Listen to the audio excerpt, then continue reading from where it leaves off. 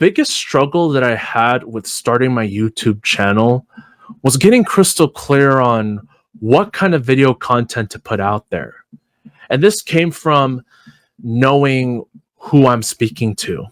The biggest struggle that I had with not only my YouTube video channel, but with my business in general, is I wasn't being very targeted. I wasn't being very crystal clear on who I was speaking to.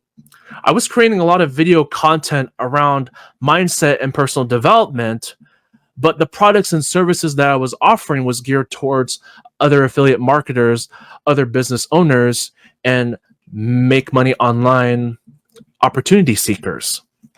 And the message I was putting out there as far as my content was concerned, it wasn't matching that market. So if people checked out my links, it wouldn't be relevant to whatever kind of content that I put out there. Yeah, mindset and personal development is great for every business owner out there, every entrepreneur out there. But if we're just talking about other affiliate marketers, make money online opportunity seekers, that's generally not the kind of content that they're looking for. So what you want to keep in mind when you're starting your YouTube channel for video marketing, for whatever niche that you want to target, you want to make sure that get crystal clear on who you're speaking to.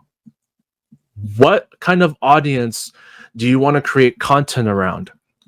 Are you going to be targeting other gamers? Are you going to be targeting other people who are into cooking? Are you going to be targeting other people who are into dancing?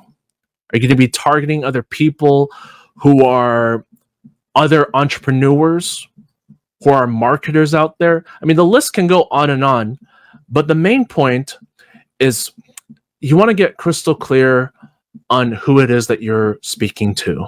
And then once you get clear on what kind of audience you want to speak to, do your market research, look up the top 5 influential people in your niche, and look at the kind of pieces of content that they're putting out there and model after it.